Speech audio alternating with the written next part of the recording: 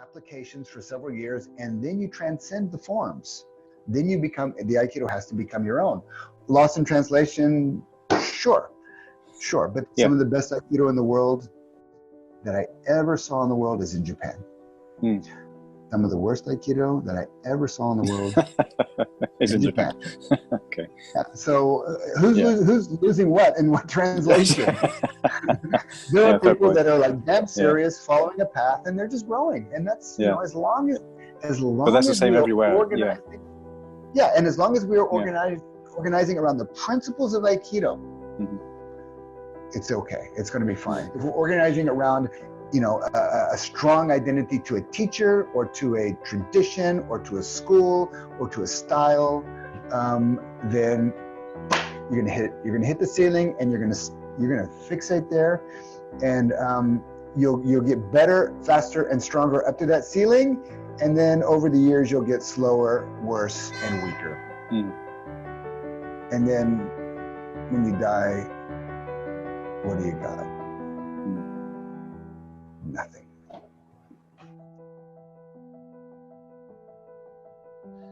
What I'm interested in is in the development we have gone through as growing up, and a big part of our journey was our time in Iwama, and I think Miles spent more than 8 years there or something like that, and I spent together 2.5 years over a period spanning 6 years. So we Miles and me, but also a few others, Soto Deshi, foreign students who were living in Iwama during that period, became very close friends, and we trained together.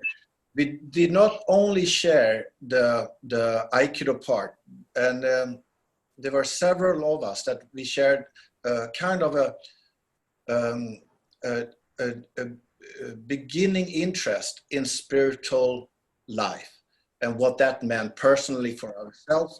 So we were in a very, very formative period of our lives, and as it panned out afterwards, till this very day, we all have gone different ways, and we've been looking at different things from different perspectives. But we always come back when we meet. We always come back with this incredible interest in what is true and what is real, and then we're talking about spiritual dimension to life, which in one way we would say, you know, what is real and honest and true in life. And I think much of our beginning interest happened during the time we were in Iwama, and so that's what I want to kind of lead into, and I want to say welcome to Miles, and I want to ask him directly then to start this off, knowing that he came to Iwama for a reason or another. I would like to ask you, Miles, what in the sense of your intention and your motivation for coming to Japan, what was that about when you came from America? Well, thanks, Bjorn. Thanks for inviting me to be part of this series, and thanks for your inspiration to do this series. When I heard about it, I was really touched, and thanks to everybody who showed up for the call or might be watching this later. In terms of my interest, you know, I guess I always knew as a kid I would be going to the East Asia to I knew and I didn't know to explore, to train with martial masters. And then around, I don't know, around 14, 15, I finally discovered Aikido and Sensei through a book. And I had done a bunch of martial arts and sports as a kid. And then I realized that this was what I was looking for. And it was years before, I was about 22, I actually started Aikido. And it took me a few years before I could go to Japan. So I was in a way following a strong desire to go, and at 22 I find myself in the position with money and with time, and I was working for UPS, and somehow I got a 2-month leave of absence, which they never give, and so I just went. I went straight to Iwama. As how I got to Iwama, I didn't know. I wanted to go, but I didn't know where I was going to go. And I just wrote a letter to the late Stan Pranin of Aikido Journal. Back then it was Aikido News. And he wrote back, there's many places you can go to in Japan. It's wonderful, but he recommended Iwama for two reasons, because number one is Saito Sensei, and number two, you can be Uchideshi. And you can just do, so I arrived, got off the plane, went straight to Iwama. It was August, the beginning of August, July. Yeah, I was there for 2 months. And as you remember, Bjorn, in the summertime, they had what was called Gashku season. Mm. So all the universities are out and all the university clubs, I guess about 8 to 10 university clubs would come there and do their summer camp, 5-day summer camp. I'm not sure if that's enough weeks there, but it seemed like there was a lot. I think in the whole 2 months I was there, we had like 1 week off where we weren't just training. And I arrived at the beginning, just by chance, at the beginning of that. And every day we had 5 days a week. We had 5 hours a day of five classes a day. And I think we had 1 or 2 days off, and then we just started up again with a new group.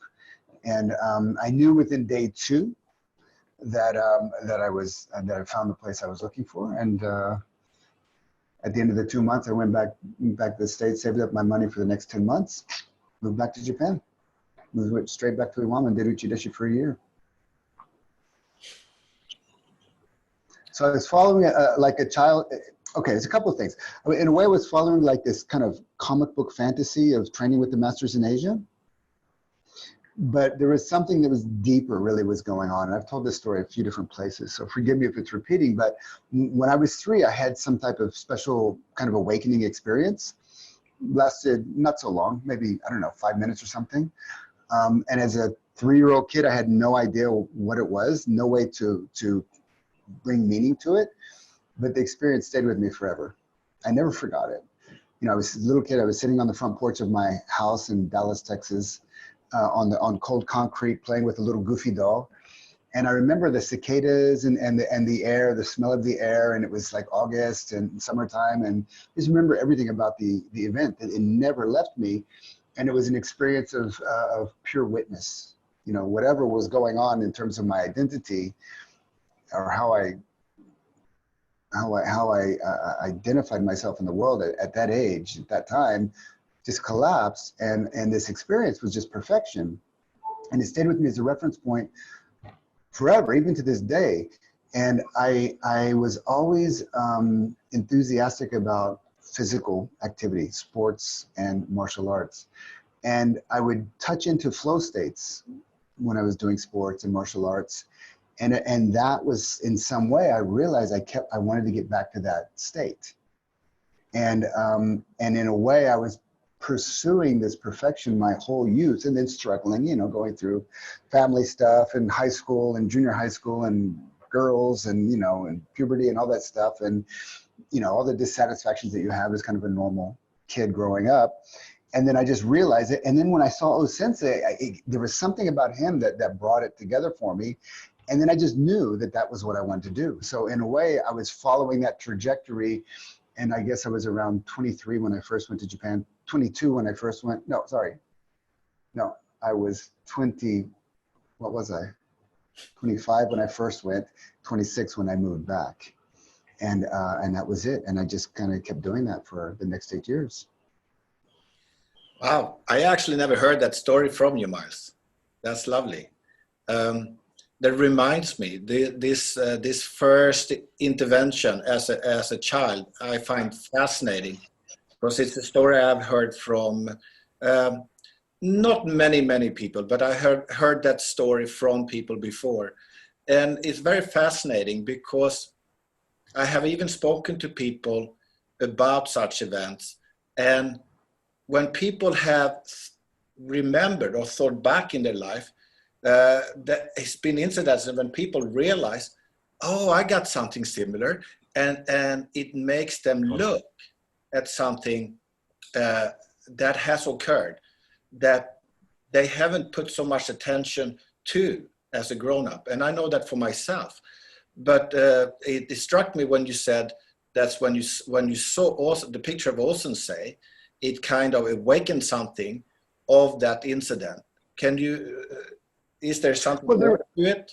Yeah, there were actually many things. I mean, look, I was I remember when I first heard the word karma. I don't even know when I heard it. I was a kid, before a teenager or whatever, 8, 9, 10. Oh, by the way, I wasn't raised in with any religious tradition, not Judaism, not Christianity. Even though I was in a Christian, American kind of Christian context, we were pretty atheist at home. And then I heard what karma was, and right away I was like, well, that makes total sense to me, however old I was.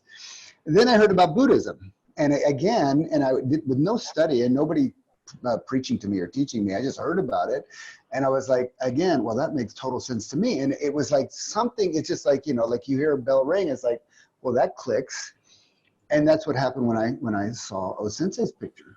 There was just a click that happened, and it was like, well, that makes total sense to me. And in a way, I don't know if I was. Who knows how these things happen? It's mysterious. But I ended, to this day, I feel like I'm following that path. And not only that, Carlos Castaneda, I was reading Carlos Castaneda's books as a young man. And when I heard the word, Don Juan was his shaman teacher.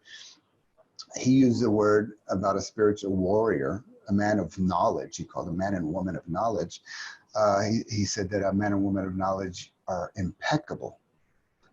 And the same thing, when I heard the word impeccable in terms of some type of spiritual perfection, it just clicked for me. And I'm not impeccable, don't get me wrong.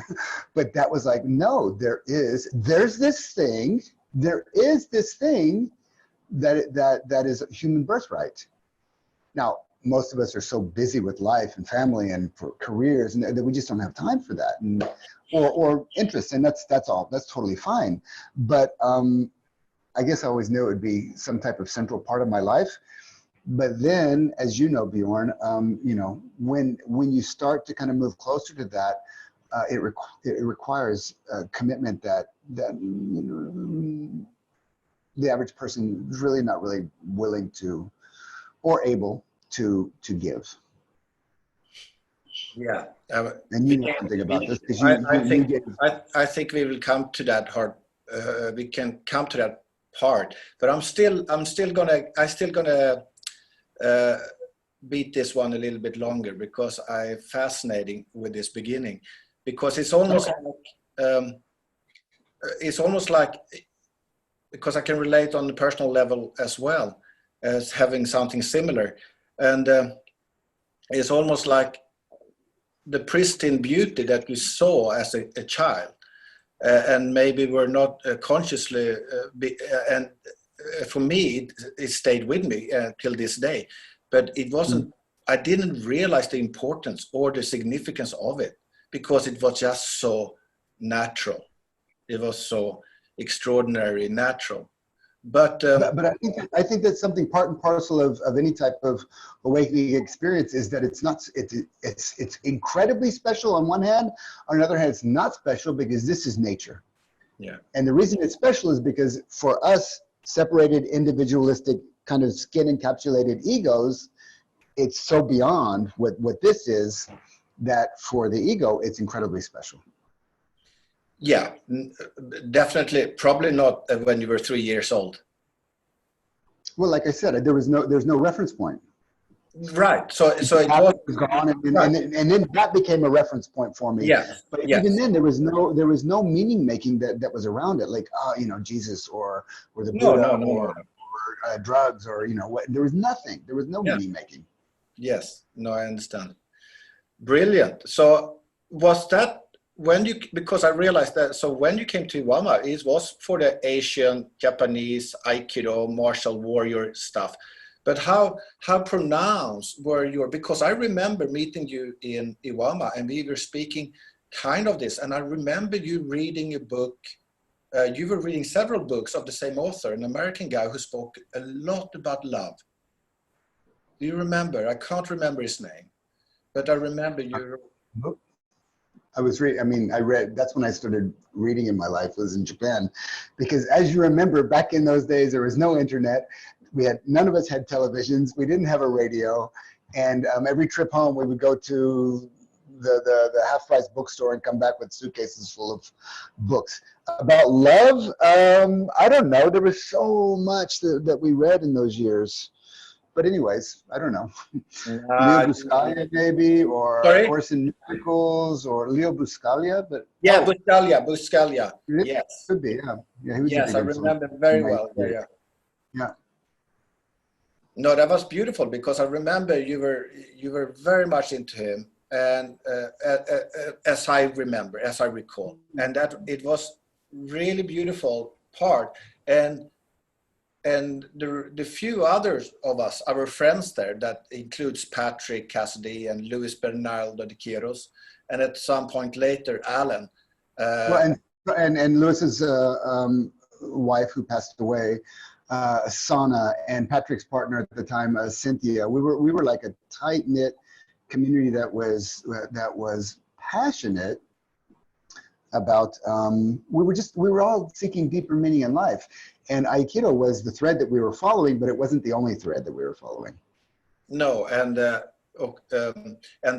that's the interesting part. So I think the Iwama days, we can chat about that, but then I think also that time period that then that led onwards to your further work, and I'm not going to come to it now, but we know that you moved to Burma, you lived long periods in Burma doing Buddhist meditation practice, Burma and Nepal. And Nepal. Fascinating, but that's jumping ahead a little bit. Because I'm interested that because for all of us, Aikido was the bread and butter, the everyday practice, and but I know for myself as well that there was a beginning interest in the whole spiritual worldview, or of looking into what it really means. So it's like you said, we had time to read, we had time on our hands to study, to be away from home, and having no other distractions around you. It was Aikido and practice and reading and making enough money to pay our bills. Well, actually, I think things have changed quite a bit in Japan, but well, I guess, I don't know, maybe I'm wrong. It's been some years since I was there, but we had a kind of a great life because we were training about 20 hours a week, which was full time.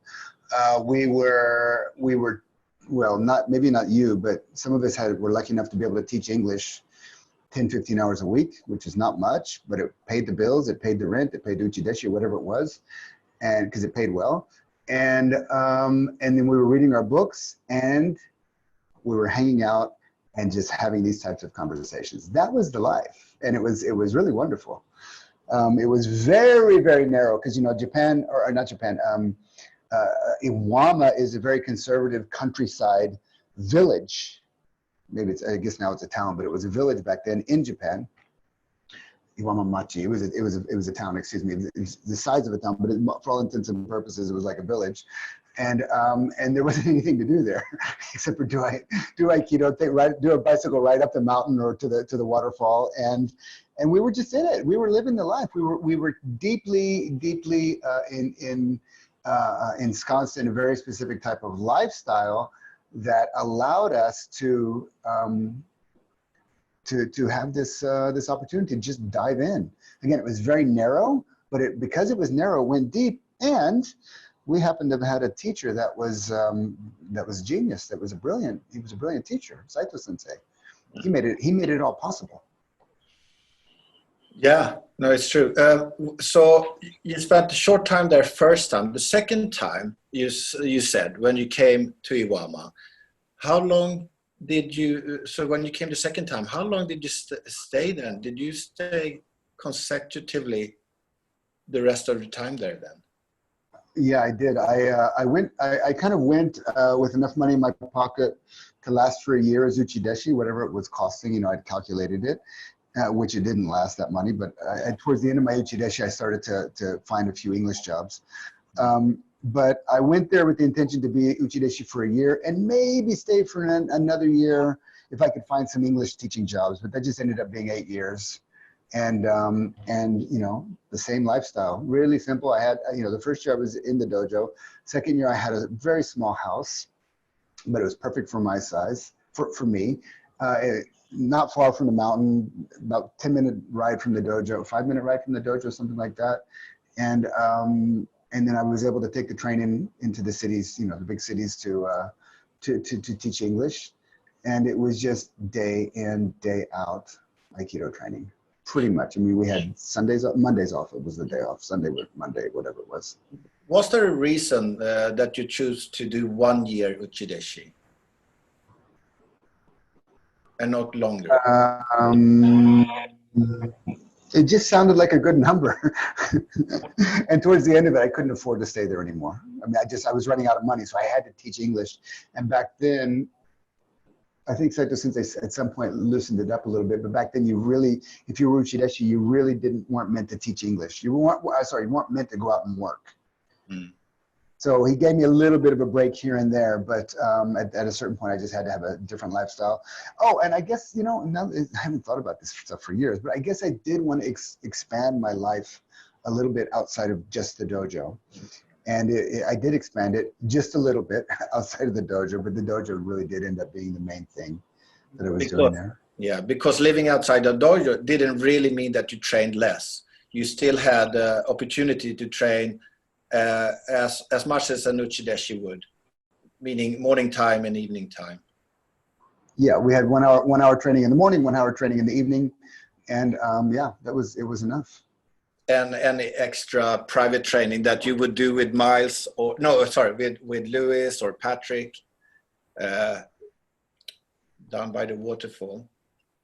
Yeah, we did a lot of free training. When you moved out, did you engage in some other martial art practice? I took on 2 other things that eventually I didn't follow through because I just didn't want to give away time from Aikido to do them. I think first I started tea ceremony, and I did that for 3 years, and then I did Kyudo for 2 or 3 years, you know, Japanese archery. And both of those I was practicing about once a week. Maybe Kyudo was twice a week. But then going into the city to do it and come back, it just became to be too much. And it did clarify that I was really just interested in Aikido.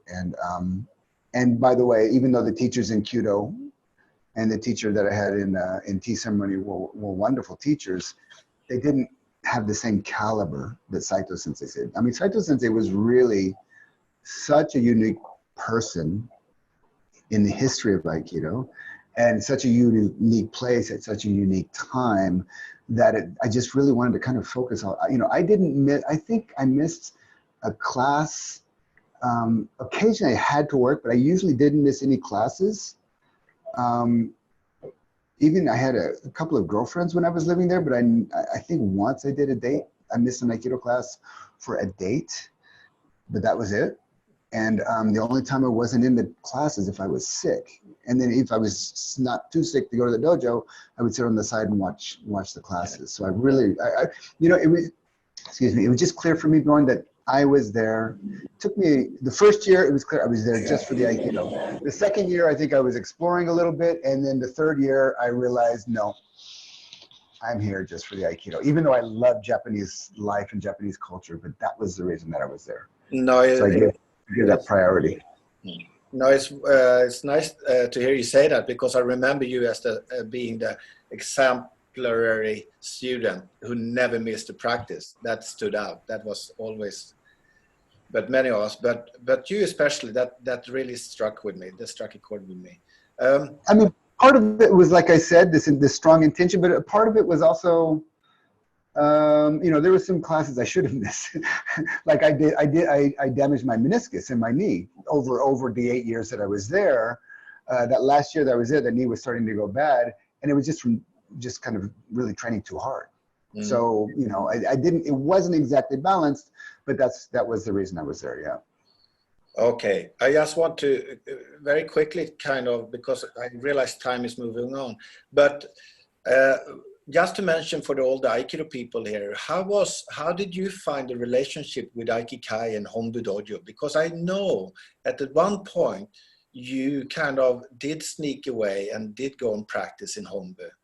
I basically a lot. It made me sad from the beginning. I mean, We were joking before the recording was on that, about cults and drinking the Kool-Aid, and that's a part of the Kool-Aid I never drank. Here's the thing. Again, I keep, in a way, we can't have this conversation without putting Saito Sensei at the center of it, and for many reasons, because he was a genius. Who I am today is, I'm standing on his shoulders. If I'm lucky, maybe I'm standing on his hip.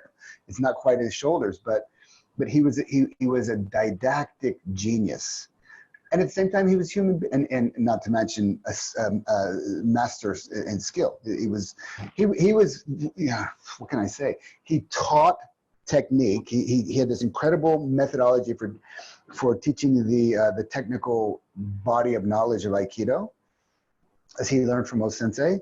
But he was always in full expression of the principles, even though he didn't talk too much about that, or that wasn't his thing, to try to people to kind of understand the principles from the inside. It's the old Japanese way that you just train, and hopefully it comes. Many people it did come, many people didn't. But he was just a genius, and he was always expressing the principles freely. And that was his mastery side. His human side was that there was some bad feelings, I wouldn't say bad blood, but bad feelings between Iwama and Hombu Dojo. And Saito Sensei felt he had been marginalized, which I guess he was. That Aikikai was becoming, as Aikido moved into the world, moved into the West, started to gain in popularity, Hombu Dojo in Tokyo was the center of that. And the world would look to the center of Hombu Dojo, it would look to Tokyo as the center of Aikido, which it is. I'm not saying it's not, but Iwama got kind of marginalized. There was like a rewriting of history, in a way, of the history of Aikido, and Iwama got written out of it by the narrative that was in Tokyo. Now, whether it's true or not, it actually seems to be kind of true, but that's not my point. My point is that bothered Saito Sensei, and he didn't like it, and he would often speak ill of Hombu Dojo. And then when I would hang out with Hombu Dojo people or Hombu Dojo teachers, you could see the narrative was also speaking ill about Iwama. And okay, that's kind of happens. Human beings, we get strong and we become identified, and especially if what we're identified with is a very powerful vehicle, which the Iwama style Aikido is, then it can easily become ethnocentric. Ethnocentric meaning that we are special and we are the chosen ones, and there's an origin story for the reason that we're chosen ones, and Iwama has its origin story, Tokyo has its origin story, and it both goes back to O Sensei, and we're good. Now, that's nothing wrong with saying that, but then there's a shadow to that, because the shadow is, and they're not. And I was never satisfied when I would hear that. And I was even less satisfied when I would hearing Saito Sensei, especially if he was drinking a bit, more would come out, the bad feelings he had. And he would tell you why, and okay, perfectly valid reasons. But then you would hear his students, and many of them are senior teachers today, just kind of parroting or repeating that same narrative, and it never sat good with me. And as much as I learned, as much as I grew in Iwama, that was a very low bar that early on I realized that I wasn't satisfied with that. So that was one of the things that I would struggle with. Plus, I kind of liked some of the teachers down in Tokyo. And I would, as you say, I would sneak away. I would go maybe every month or two. I would do a day trip down to Tokyo and do some shopping, and then I would pop in and do a couple of classes at Hombu Dojo, but always kind of incognito. But I never was incognito, because they would come up to me every time. Where are you from? Every teacher would walk up to me. Where are you from? And I would say America, and they said, no. What dojo are you training in? And I said, where do you live in Japan? And finally they would get out of me. And I wouldn't even say Iwama. I would say Ibaraki, which is the prefecture, and right away they would say Iwama. So I couldn't hide from who I was. But it was good. I went with a good feeling, and I was always welcomed by them, and I always enjoyed those classes. But again, I was living in Iwama, so that was every few months I would go to Tokyo. Yeah, great, thank you. Brilliant to hear.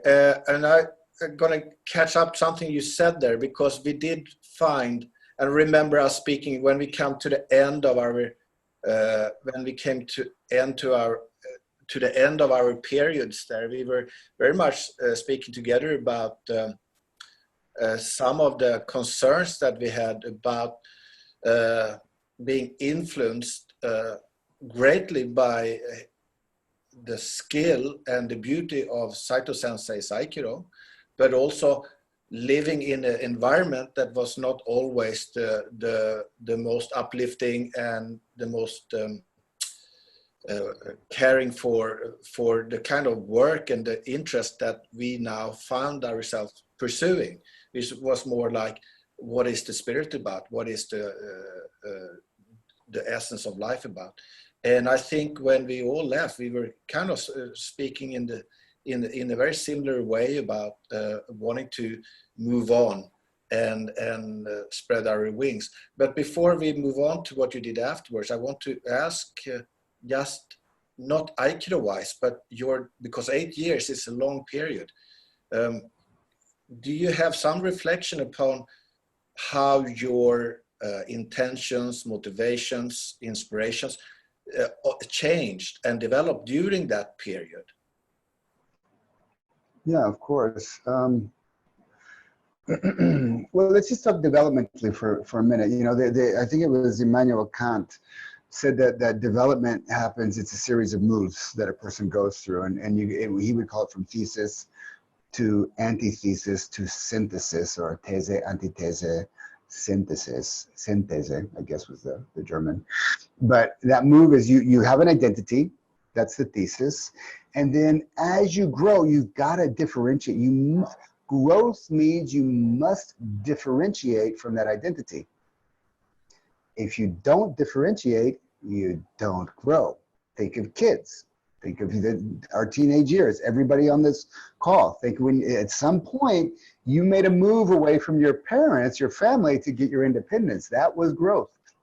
That move can be smooth. It can be it can be blessed by your parents. It can be rough. It could be a break. It could be, there could be a few years where you're just like, yeah, leave me alone. Whatever that is, it's growth.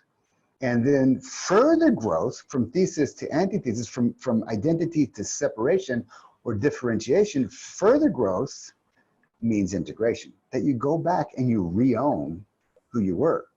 Because it's you. You split away from it, and it's you. And my whole time in Japan was very much like that. I moved away from Texas. I moved there. I wasn't so much of a Texan, so to speak, identified as a Texan, but I definitely moved away. And when I was in Japan, people would ask me, what do you miss about Texas? And I would, without even thinking about it, I would say the Mexican food. Because there's good Mexican food there. But I wouldn't say, the cowboy hats and the rodeos. I wouldn't say that because it wasn't really who I was. And I became Japanese. And then the whole process starts over again. I went through a point where I actually differentiated, became Japanese, and was loyal and dedicated to Saito Sensei. There was a bit of a father complex, from my side, which he didn't really play into. God bless him. Thank God he didn't. He didn't, come on, son, I'm going to take care of it. He didn't do any of that. He just gave us a place to train, which was great. But I was, like we said before, I didn't miss a single class, and it was because I didn't want Saito Sensei to think that I was, not serious. That was a big part of it. Not the only part of it. That was a big part of it. So when you said we kind of went through this developmental thing, I did go through it, and I struggled with a lot of things as I developed. At some point, you stay long enough, you start to get into the senior ranks, and I just started hitting the glass ceiling, and I was, I grew a lot, but then there are certain things I wasn't satisfied with. One being Sensei's spiritual intention. Iwama is, well, I wouldn't say is, I don't know about these days, but it was an amazing place. The dojo was an incredible place. You were in a way living a spiritual life, but at the end of the day, it was really just about the Aikido and Japanese culture. And I was looking for something more. In other words, I think you could stay there 100 years and not really deal with issues of awakening and spiritual awakening, enlightenment, and unless it kind of happens automatically. I only realized that when I went and practiced Buddhism, and then I realized, oh, well, this is what a spiritual path is like. So I was reaching the limitations. I was hitting the glass ceiling there, and my early intention that I was looking for in Aikido, I kind of, conflated the martial and the spiritual. And then it started to, then that was creating an internal conflict within me that I did not project onto Saito Sensei. I did not project onto Iwama. I didn't say, oh, Iwama's wrong, and none of that. You know, when the differentiation that I made for, whatever reason was, I never, turned on Iwama. I never turned on Saito Sensei. He's still completely in my heart. I have nothing but gratitude for the time and that I had there, and from what I learned there, and for who I was then. I look back on a few things that I'm not so proud about. It was a very strong dojo. So sometimes I was just, getting into young man macho stuff. I'm not so proud of that, but whatever, we all have to go through our stuff. But I did struggle with it inside. And then at some point I realized that, no, the spirituality that I was looking for in the core of Aikido, that I saw in O Sensei's picture, that I for years read about from Aikido, I wasn't seeing it. You ready? Here comes the big point. I wasn't seeing it in Japan anywhere. I wasn't seeing it with any Japanese teachers. Now, I wasn't going around and really spending deep time with every Japanese teacher, so maybe it's happening, but I wasn't seeing it in Tokyo. I wasn't seeing it in the All Japan demonstrations where you see all the teachers. Shirata was a pretty impressive guy, but he passed away at some point when I was there. And I went around and trained and met some teachers, but all good teachers, but nobody that I considered to be spiritually, like on a far ahead on a spiritual path. And I just realized that if I'm going to search that, I have to go outside of Aikido to look for that. And that was okay with me. And plus, you had already been practicing with Andrew Cohen for some years, and Patrick and Cynthia and Lewis. And so you guys had already started. And it was just so clear that this is what I'm going to do, but I'm going to do it without leaving Aikido. I'm going to do it without leaving. I had no intention to. I mean, if you look at my Aikido these days, the weapons are pretty true to Iwama during that period that I was here, that I was there, the late 80s and to the 87 to 97. Sorry, 89 to 89, 88 to 97. Those are the years I learned my weapons, and that's still what my weapons. Oh no, I mean, they hopefully have become better, and I've evolved a little bit, but I kind of preserve that. But my taijutsu is very different. My taijutsu became completely flipped. It's more of a, even though I do teach a lot of technique, and I have my students go through a lot of technique in their tests, I kind of take a principles-based approach now. And I think I got that from, and that's what we need. From my opinion, all the forms that we learn from our teachers, they're just relics from the past. Good stuff, but they're from the past. And we take those and we treat those, we forge ourselves like you and I did in Japan, and even not in Japan. We build our forms, we build until those forms go deep enough to they become internalized. And that, if we are lucky, we need the right conditions, but that will unlock the principles so there's a free expression. And the moment that you allow the principles to express through your forms, the forms will change. Now, if you just express the principles too much, then there's no form for anybody to learn. If you just do forms too much, then they're kind of like they're like dead. They're like stuffed animals. There's no life in them. So we always have to find a balance between those two things. But I completely forgot what your question was. Sorry. No, I think you covered much of it. I think about the spiritual intention. I guess the spiritual intention at some point. Look, my belly was full with Japan. I went there to learn not just Aikido, but also Japanese culture. And I spoke the language, and I really immersed myself. And after 5 years, I realized I was kind of, one of these gaijin that was behaving like Japanese, and I was very good at it. And then I slowly started to kind of let that go. And around 8 years, I felt that I was complete. Not that my Aikido was complete or anything like that, but that what I had gone there to learn, I'd learned. Yeah. And then it was time for me to move on. Mm. Yeah. So I actually think I want to cover a little bit of that path that you pursued, because that is in line with the whole evolution and progressive path that you've been on, which I'm interested in. So I have to say that all the gory, funny stories from the Iwama barracks have to wait till the next time. But so, there are more interesting things, actually. you can throw in some later if you have time. Or actually, guys, you can ask him all those questions when it comes up to question time. But I'm fascinated because I wasn't there when you left Iwama. I had left a few years before you, so I wasn't there when you did your kind of the last few years. But I heard very quickly that you start going to Burma, Myanmar, and you did some very, very serious Buddhist meditation practice from kind of like starting from scratch and then doing the full program over a period of 6-7 years, if I understand it to be correct. 8. Yeah. So what do you want to know?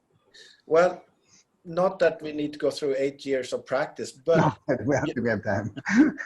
But just the whole putting the whole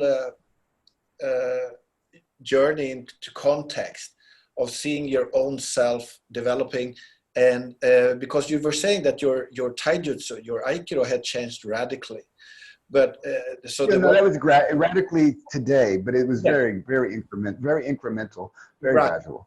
So as I see it, it has for me that understanding has a lot to do with your cognitive understanding that is being developed through those spiritual practices of yours. Yeah, you can say that. Yeah.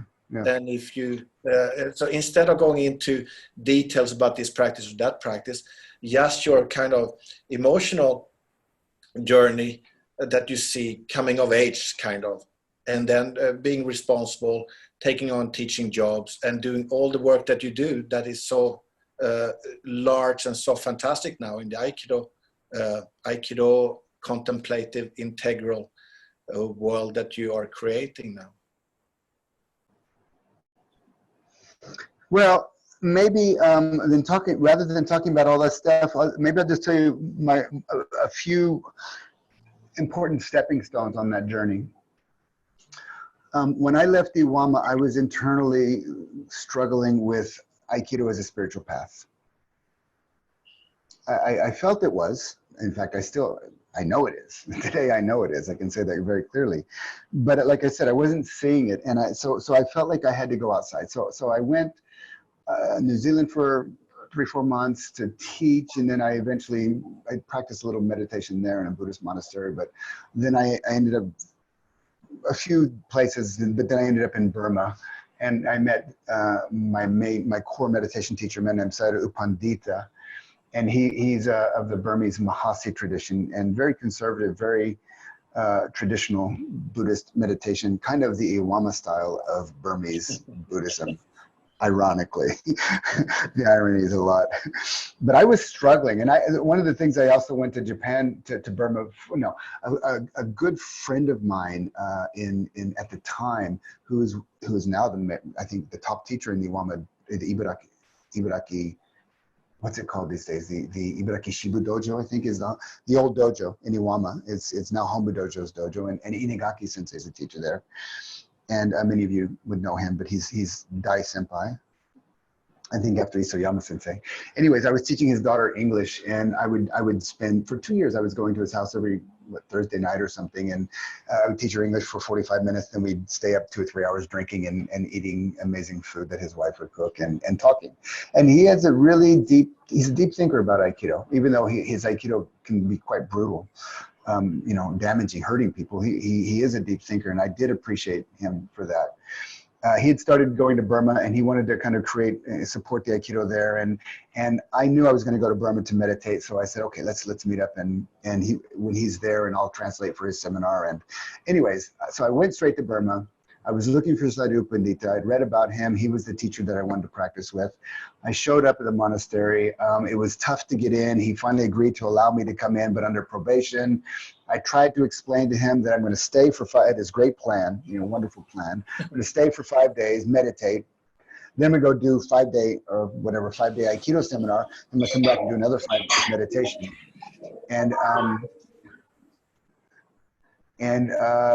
something got lost in the translation, and he just said, okay, you can stay in a probation. I was in, so I stayed, and from day one, he was teaching me one-on-one. I was blown away. I realized, I began to realize what a true spiritual path is. This alone we could think about for days.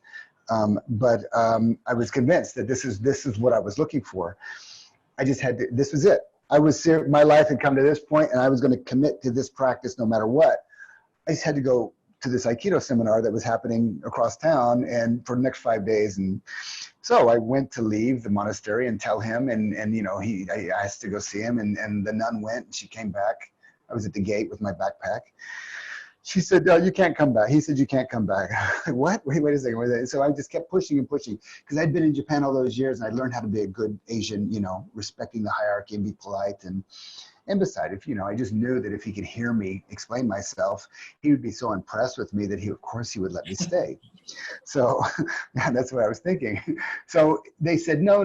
Eventually I just said, no, let me see him. So they took me to his room. I sat in his room, this waiting room, for like 2 hours. It's a monastery, so he's meditating anyways. Finally, they brought me out to him, and there was a big Buddha statue being delivered to the monastery. Some weird coincidence, I'm heading out, and the Buddha's coming in, and U Pandita is overseeing the unloading of this big Buddha statue. And he looks at me kind of through the corner of his eye. He's like, "What do you want?" And I said, "Well, look, I'm here, I just want to go do this Aikido thing, and and I know that Aikido is good, and it's spiritual, and and it's a good thing, and it's totally compatible with meditation. It is, and it's a martial art.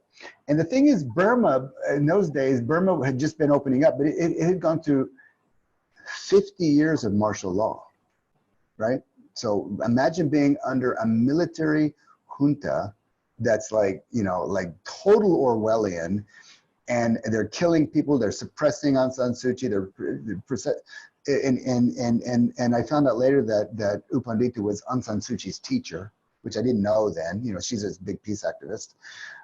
Anyways, so he's asking me, where are you going? Why are you leaving? I got to go do this Aikido. Aikido, what's Aikido?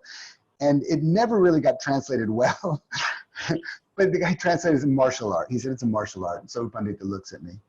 So here I was going to go do this martial art in Rangoon, Burma, I was going to leave Buddhism, 2,500-year-old unbroken line, continuous line of transmission of spiritual awakening, to go do a martial art. And he looked at me, and I was like shaky as hell. I was like, I really put myself on the line. And he looked at me and he said, when you have spiritual protection, you don't need martial protection. And my world collapsed. I was all those years in Iwama was so good for me, but I built my ego on it. And he just pulled that card out, and the whole house of cards collapsed. And my knees were literally shaking. I was starting to cry. My voice was cracking. And I just said, okay, I won't go. I'm going to just stay and practice. Never mind. I'll call them, and I'm not going to go. And he looked at me and he said something that a teacher had never, ever, ever said to me before. He said, no. And he sent me away like a schoolboy. And I walked out of there completely disoriented. I found a taxi. I was meeting Inagaki Sensei at a Japanese restaurant. The irony, at a Japanese restaurant in downtown Rangoon, Burma. And right away he pours beer. We're drinking Japanese beer, and he's telling me how wonderful the next 5 days is going to be. It was the worst 5 days of my life. Inagaki Sensei is a beautiful man and a really great teacher, but I don't kind of agree with his Aikido. He's very military, martial. in Burma who was under martial law, and he's kind of teaching this hardcore stuff. And I was translating for him. The words that were coming out of my mouth, I didn't agree with. And it was like, it was a strong period. It was a horrible period, doing Aikido and there was these, in Burma, it was just, people have no money there, especially back then. And there was all this political stuff going on with the different groups were fighting over who's going to be the, and I was just like, this is so not what I'm interested in. I don't want this. But being the good Deshi, I did it. And then I wandered around Burma for another 5 days because I couldn't go back to the monastery. And then before I left the country, I stopped back and I basically met U Pandita. He was so happy to see me. And I asked him if I could please come back. And he said yes. And he gave me a letter. And I think it was about 6 months later, I went back and did my first 3-month intensive retreat. Wow, great. And then the rest is history. Yeah, there's another big piece of this story, but I don't know how much time we have. So maybe we should save that for the next dialogue. Yeah, that sounds good. Why don't we open it for questions? So yeah, with the questions, okay, so Aviv has a great question. So I'll answer. If you guys want to type in the questions, you can do that. If you want to open the mic and just kind of dialogue, just raise your hand. Electronically would be best. If you go to the bottom, there's a participants button around here on your window. It'll open up a window over here, and at the bottom of that, you'll be able to raise your hand electronically. So Aviv says, one of the great lessons from Iwama was being corrected by Saito Shihan. Totally.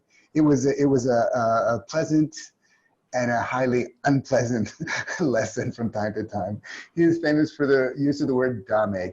Can each of you share one inspirational dame that you got? You want to go first, Bjorn? Oh, yes. Or shall I? Saito Sensei had a knack of always showing up exactly on time. So Miles, did we start at 6 o'clock, the evening practice, or 7? 6? I think it was 6 to 7. 7 to 8, whatever. I don't know. So he used to come 1 minute before. He comes in and he bows in and we bow in together. So we kind of knew we had if we were in early, I was Uchideshi at the time, living in the dojo with some other Uchideshi from Germany, and we were in early. We were sweeping the mats and playing around and doing some practice. But this big German guy, somehow he wanted to wrestle me. So we start having this wrestling, sumo, silly stuff 25 minutes before practice, thinking we were safe. In walks Saito Sensei and usually you hear him coming, but this time we didn't hear a thing. He walks in on us and he's furious. He just shouts like, "What are you doing?" And he throws us out from the main dojo into the foreroom where you take your shoes off and where you enter the dojo for the deshi. And he's fuming. He is so angry. This is an Aikido dojo. This is an Aikido dojo. You do not do anything but Aikido then in this dojo. And so I don't know how many dames I got there. And dame means and baka and all of that. But so we were thrown out in the foreroom. And he probably spoke 20 minutes until it was beginning of class of how wrong we were, what we had done wrong. And with my, I didn't have any Japanese except dame and I knew these catch words. I knew what they meant, but I didn't know much else. But you could understand the gist of the matter. And so we were not allowed back in on the mat. They started to practice. Everyone was in there practicing. And I think we had to sit out there in Seisa for a good half an hour. And then he goes, "Okay, you can come in." But like under a cloud. That is the standout memory for my dames, I think. Yeah, well, the dame culture is actually not something I advocate. Even though there's something about it I get that's totally cool. you know, it's kind of like being in the army. Imagine going through boot camp, you know, and you might be facing the enemy and your life could be depending on you getting, so the drill sergeant's making, you know, really hazing you. So you later, when you go to war, you'll actually be able to survive that. So there's a function. But there's also a line, and Saito Sensei's dames range from being cute to usually mild, kind of just correctional, to being downright intense, and even in some cases damaging for some people. I don't think I was ever damaged by him. I guess the only big dame that I got that I feel was the hardest one was about I don't know, he sent me on an errand to bring something back, paid them, and it was screwed up, and I didn't have the receipt, and he was furious because it was a big mistake. I paid too much or whatever it was, and you know, and that one, I think I was with Alan actually on that one. He might remember it. But that was kind of the biggest ones. And there's lots of comical ones. When Aviv, when you came with a bunch of guys from Reno, I don't remember your student's name, but he had, there's an ueshta, there's a ground and there's the inside. And you only put shoes on the outside and you only put your feet on the inside. And this poor guy, if he probably remembers who it was, he was a super cool guy. And he came, he's so happy to be there. He finally arrived in Japan. He goes, he takes off, and Saito Sensei was watching like a hawk. When you take your feet out of your shoes, you're supposed to step up into the tatami. So a lot of foreigners take their feet out of the shoe and step on the ground, and then they step up, which defeats the purpose, because when you step on the ground, you get the dirt on the ground and you take the dirt into the tatami. So this poor guy, it was funny. He stepped off and Saito Sensei starts yelling in Japanese, and he doesn't understand what's going on. He just knows he's getting yelled at. So quickly, somebody, maybe it was me, translated, no, don't put your socks on the dirt. Quickly, he puts his feet back in the shoes, right? It makes sense. But then the dirt's in the shoes, and it's the same thing. It's the same problem. I just start yelling again, and he's like jumping out and jumping. He doesn't know what to do. Take off your socks. Take off your socks. He pulls off his socks, and he puts his feet back in the dirt. And Saito Sensei goes, nah. And it was this like comical thing went on for 3 minutes or something. And we all laughed about it. Even Saito Sensei laughed about it at the end. Now that kind of dame, it's like, I mean, Aviv, you want to open your mic, Aviv? Do you remember who I'm talking about? Oh yeah, I remember it quite clearly. I was there with. You were there. Yeah, I came with 7 students, and this tall guy, Mark, was just clueless. We got off the plane and found our way to Iwama, and it was like Keystone Cops. It's like Keystone Cops, right? Exactly. Now I'm sure that's something that Mark remembers that for the rest of his life. He probably remembers it fondly. Is that fair to say? Yep. Great, good. So there's other experiences that people have of dame. They probably don't remember it so fondly. And with Saito Sensei doing it, he was like late 60s, 70-year-old master giving you a dame. In a way, at a certain point, there's an honor because you're getting this teaching. But when his students were doing it and this and that, it just became, and even I saw a few people that were a little bit maybe unhealthy, were looking for the dames, it's like to get his attention, any type of attention is love type of thing. So now from the day that I left Iwama, even in Iwama, I don't think I ever taught that way. And I don't teach that way now. I can be strict and to the point, but I'm not even strict, I guess. But it's a teaching method that comes out of a certain teaching paradigm, which has a lot of right and wrong to it. And developmentally speaking, it's good for young, I would even say men in their teens and maybe early 20s, but that we have to grow out of that. I honestly believe that. And I'll just leave it there. No more questions, no hands coming up, nothing typed in. So there's a hand, Moritz. Moritz, you want to open your mic? Hey, Miles. And Deborah has her hand. Great. So hearing your story or both of your stories, I feel like everything kind of is a little bit simpler than it is now, because there was like Iwama and Saito Sensei, and there were less Aikido teachers, and you didn't have like this huge internet. You couldn't get like information on all kinds of different styles that easily as you can now. Yeah, that's why I said it was very narrow, but it went very deep. Yeah, and it was easier, I think, or that's the impression I get, to actually choose where to go and what to do. Would you agree to that? Because I feel a little bit overwhelmed by being very inspired by you and other Iwama Deshi or whoever who really put in a lot of time in their lives to actively study Aikido and other things. I feel like I didn't really know how to put it in words. I feel like it's become so much bigger and a lot more difficult to discern, like where to go, who to listen to, who to learn from. For me, it personally it is pretty clear where I want to go. But Moritz, what are you asking me? What's the question? Would you agree to that? There has been this transformation based on internet and information, and also the growth of Aikido.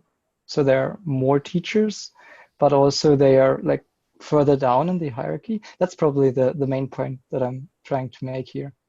That I'm still trying to figure that out. Let's hear it. Yeah, that like back when you were looking for a teacher. No. Ask the question, Morris. You had enough time already. Yeah. Sorry to be a little bit strict with Morris. This is where this is my totally fine. Yeah. No, Morris. He circles around instead of like really trying to figure out the point on his own. Do you have advice for finding? Probably I don't even need to ask that because you've answered that time and time again. Look, are you asking, was it better then than it is now? Is it more complicated now than it was then? And is that more beneficial than it is now? I mean, there's benefits.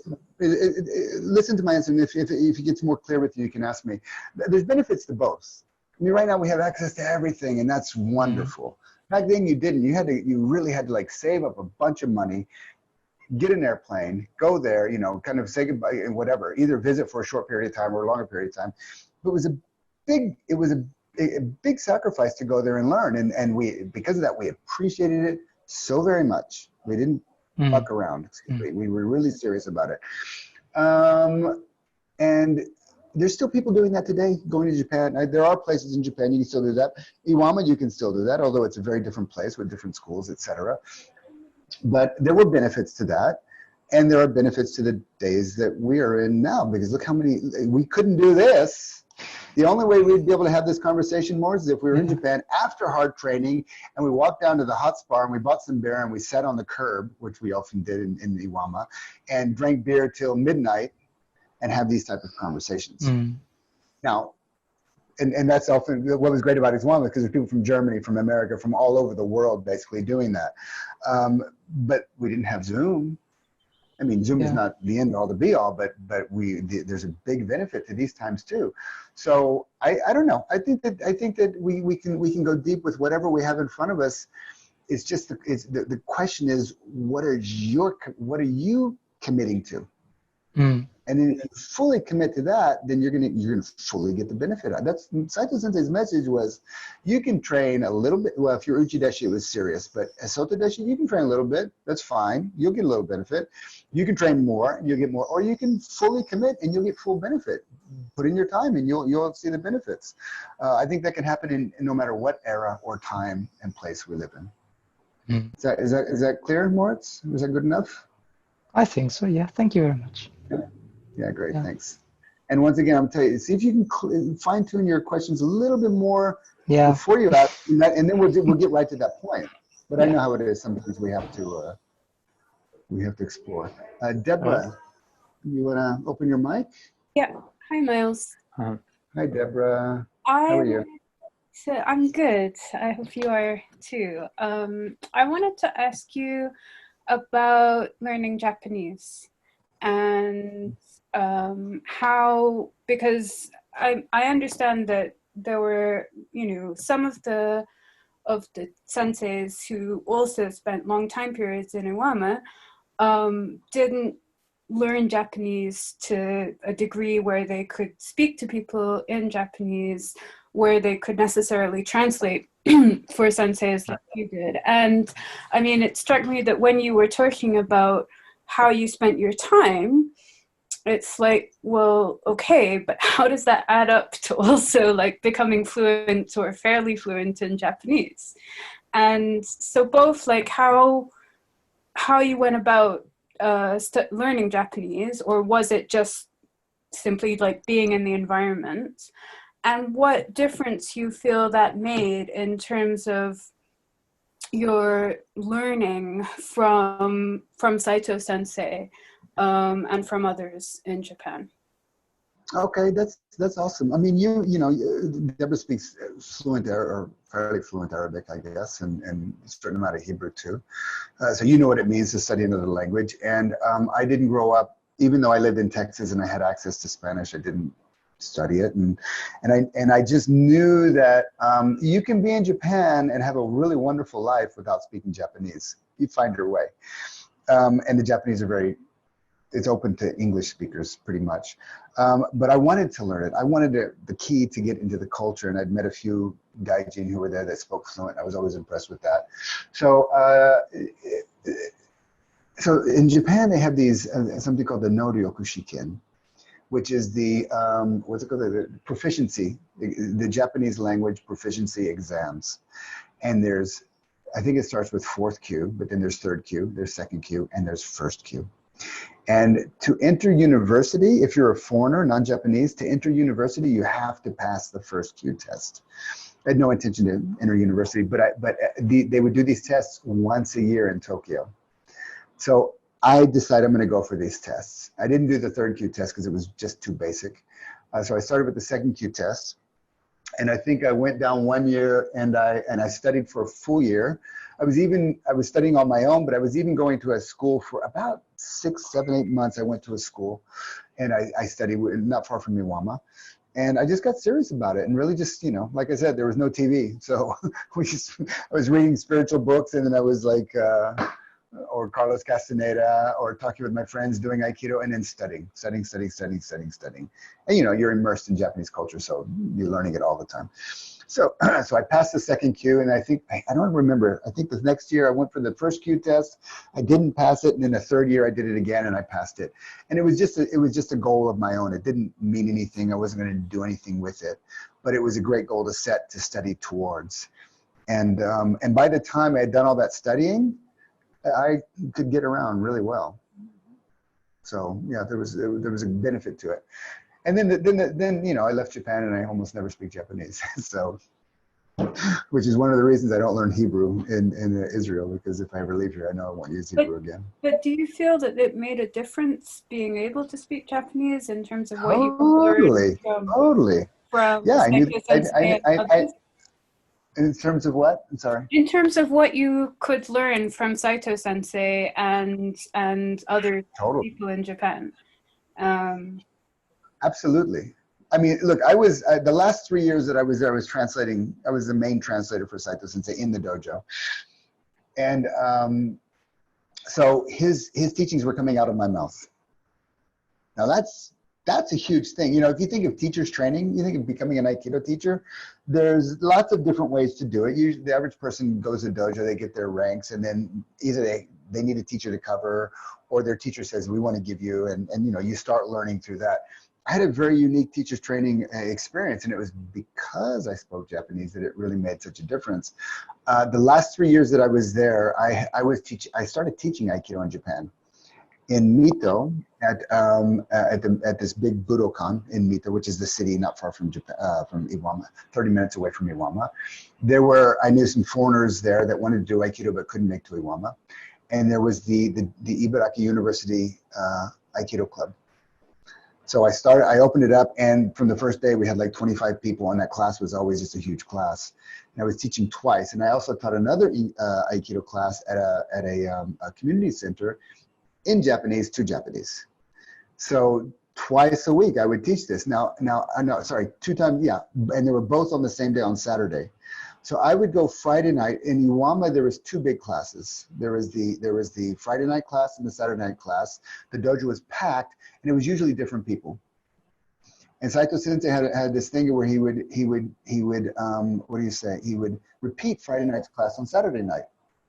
So he would teach Friday, and I would translate, and I got to the point where it was simultaneous. I could simultaneously translate Saito Sensei because I knew what he was teaching.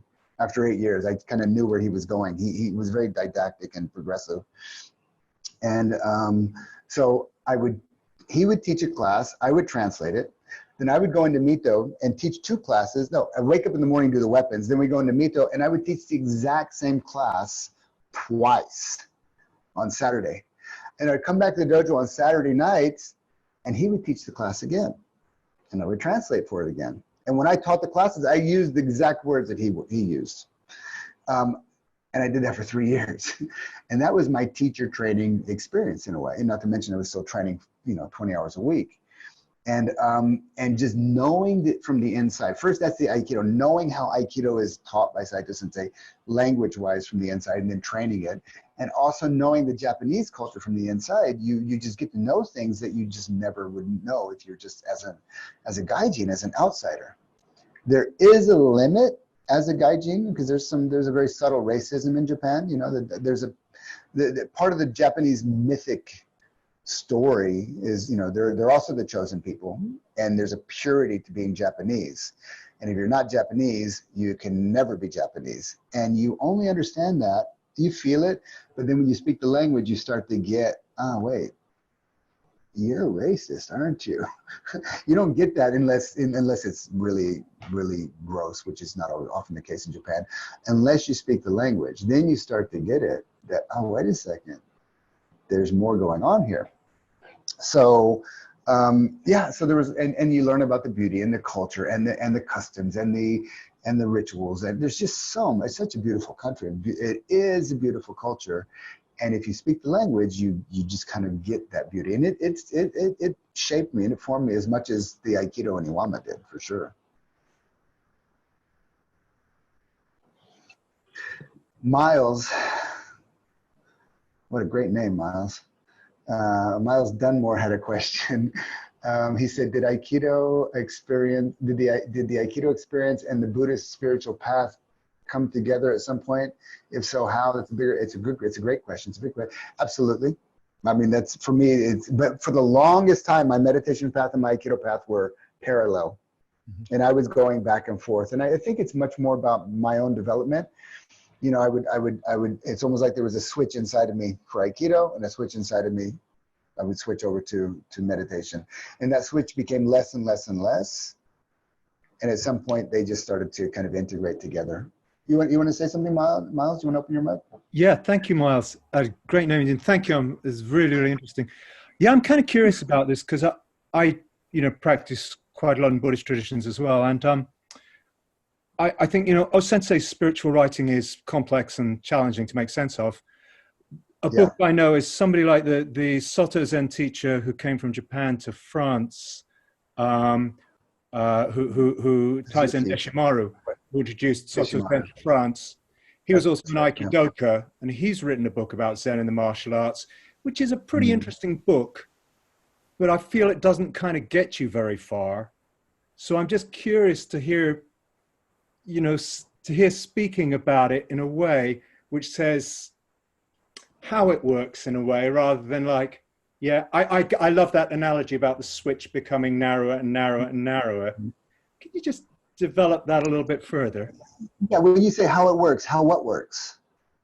So I can think of, it's your show right now, but I can think of ways of talking about how sitting meditation and Aikido relate to each other for me, but I'm interested in what you would have to say about that. Well, that's a great question. It's a great topic. It's also in a whole nother call. We could do it another day, Miles, as well. We could do it another day. No. I just want to kind of see if I can touch. It could be helpful for us to look at the distinction between different types of spiritual awakening. And if we just talk just Buddhism for now, but what we say about Buddhism applies to every other spiritual tradition. Different forms, same essence, of course. The early Buddhist realization was of the non-self nature. Self disappears, you go into a state of emptiness, and it's non-self. Later forms of Buddhism started to integrate more with different other spiritual traditions. Particularly, Buddhism went through a revolution, an evolution, a revolution 500 years after it was born with Nagarjuna, where it flipped from non-self to non-dual. And that's when the Bodhisattva was in the early forms of Buddhism as well, but the Bodhisattva became more central, and it was about non-duality, and then later Tantra. And for my non-self is basically that it's all empty. Non-duality is like, well, there is emptiness, but it's all one. If you think of a spiritual formula, the ultimate end goal of all spiritual formulas is either going to equal 1 or it's going to equal 0. It's all one, and there's nothing outside of that, or it's all empty, and there's nothing inside of that. And those are both absolute spiritual truths. Absolutely. All the traditions are pointing to those two things, one of those two directions. There's different flavors, but that's because that's where we return to who we were before the Big Bang, basically. And that's why spiritual paths have been around for so long, and they're still around, and they're going to always be around as long as there's practitioners and teachings and practices that we can do. For my opinion, O Sensei's awakening was a non-dual awakening. He does speak a little bit about emptiness in his writings, but like you said, his writings are complex, and some of the translators are also complex human beings who translated complex teachings. So, but my opinion is that his awakening was from a non-dual nature. And that Aikido, this whole idea of unity consciousness, really kind of coming where division or separation resolves into wholeness is in non-dual spiritual truth. And I think that's what Aikido is about. Something like, for example, Zen, I shouldn't even say Zen, but a lot of Japanese samurai practiced Buddhism, and then went into the emptiness, and they could completely kill people, chop, the old chop wood, carry water. Well, this is like the whole chop heads and carry water, because it's all empty anyways. It's all an illusion. There's no you, there's no me, chop heads, whatever, But O Sensei took that a step further and said, but no, that you are me, I am you, we are one, Uchu Sokoware, the universe and I. His lion's roar declaration was the universe and I are one. So why would why would this finger harm this finger if it's the same, if we're the same? And then he could do that. He could actually do it in his Aikido, which was amazing. So eventually, what gets in the way of us doing that is the sense of self, the ego. So a spiritual tradition, a spiritual practice that grinds the ego down gently or roughly, but eventually takes us out of the way while we're developing these skills and while we're developing this ability to access the universal principles of Aikido, not the partial principles. If it's partial, it's not a principle. It's universal. That whole practice at some point comes together, and then what we express is that will be an expression of unity. And it's, we get tastes of it here and there. We do Aikido and it's like, wow, that was just, what we just did was amazing. And both people stand up and they say, yes, that was amazing. We've come together and we're completely on the same page. I think that's what this art, I think that is the gem of Aikido to humanity.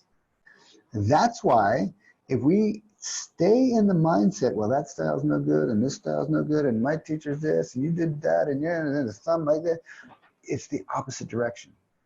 I think it actively prevents us from awakening to that. And what a shame, but you know, it's all empty, so who knows? Thank you. I have Thanks, a question. Who's that? Who's I? Adrian. Adrian? Yes, from London. Hi, Adrian. So may I ask, so are you saying then that is it fair to say that we can't develop our Aikido without non-Aikido? I mean, going through other way. I mean, you can. I think you can develop it for your whole life, but I think it will reach a ceiling at some point. And to go beyond that ceiling, something has to be learned. It's beyond, and something has to be let go of. So we can learn really well up to that ceiling, and maybe that's all that people are interested in, and that's fine. But if we have a deeper, higher, greater, you know, I think Adrian is your name. Is that right? Say again. What's your name? It's Inori Dojo.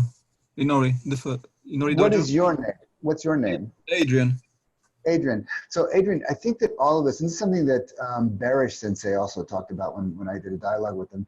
He says, we all hear this kind of call of something greater out there. That, I mean, why are we on this? Why did we come together here? There's something we hear, you know, the spirit, Sensei is calling us, God is calling us, the divine is calling us. I believe that our true nature is calling us to come home.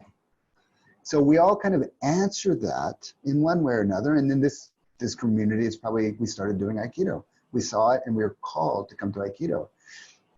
Anything that kills that call is a shame. And things that can kill the call or kind of close our ears to hearing that call are over attachment to styles, judgment towards others, self-judgment, criticism, sexism, racism. Oh my God, you know, it's just, it's not about Aikido, it's about human beings that we bring into Aikido. We take this really elevated art and we just pull it down to human level so we feel comfortable or secure.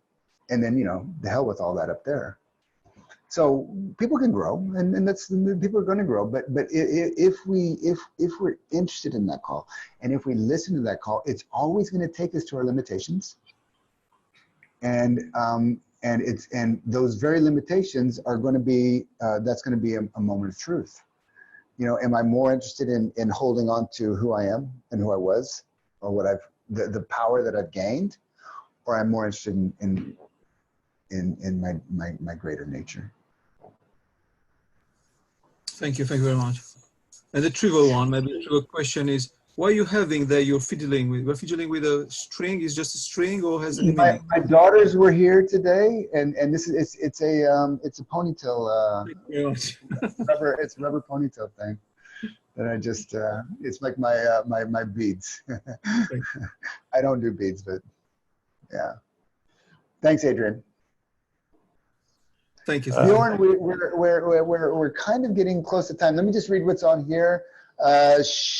Sabash says, we've all taken, Sabash says, what does he say? He says, we've all taken to Zoom, adapting to the lockdown. For me personally, there is very limited scope of me becoming a full Uchideshi. Are there other technologies of teaching and practicing methods for the modern day? Well, there's tons, but just have to see what works. You know, in the end of the day, we got to get in the dojo, and we have to hold each other. You know, we have to. One of the beautiful things about Aikido as a spiritual path is that it's done through physical bodies, and through physical bodies that stimulate a conflict and resolve into wholeness. So that we can do that on Zoom. We can have dialogues and stuff, but there is the embodied aspect that needs to be there. So you don't have to become Uchideshi. You know, look, let me just, I'll answer with the famous line of Saito Sensei. He would say, it's better to practice one cut with 100% focus than it is to practice 1,000 cuts without mindfulness. 1,000 times 0 is still 0.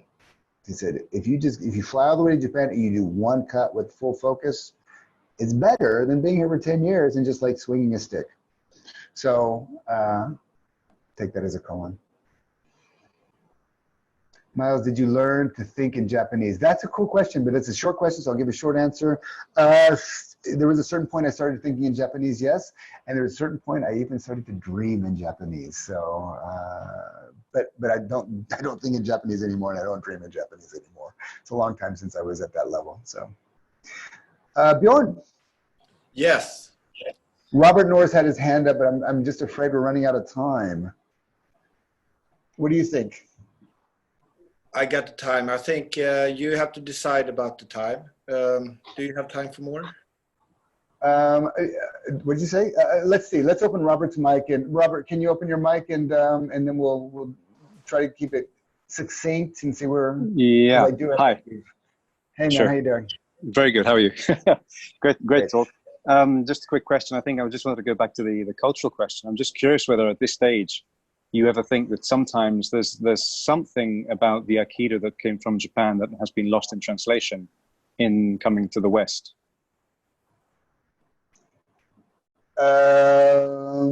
Yeah, but people probably think that I'm the one that lost the translation. because in my own development, Robert, I went to Japan. I became Japanese. I was identified as Gaijin in Japan. Mm. I struggled with that after 5 years. I struggled with that, and in my own struggling, I think I managed to kind of differentiate from that identity, and over time reintegrate. Mm. So that developmental move from identification to differentiation to integration. You get it, right? You get what I'm saying. Mm-hmm, mm-hmm. We all went through that as teenagers, hopefully integrating back with our family. And everybody gets that. But then after 25, there's something about being an adult. We don't really always do that anymore. And it's the same with the old Shuhari model, where you conform for several years, then you begin to work on applications for several years, and then you transcend the forms. Then the Aikido has to become your own.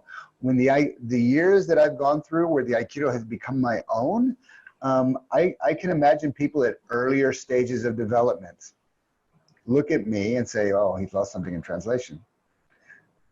And whether I care about that or not was my own emotional, psychological work to do. These days I don't care. Mm-hmm. There was a point where I did care. Mm-hmm. And then I had to well, what am I gonna reduce myself back down to that? Or am I gonna just keep kind of, groping forward in the dark and trust? Mm-hmm. And I had amazing teachers to actually help me grope forward in the dark and trust. And I don't regret that. So, lost in translation, sure. But there's also a lot of Aikido. Last thing I'll say, some of the best Aikido in the world that I ever saw in the world is in Japan. Mm. Some of the worst Aikido that I ever saw in the world is in Japan.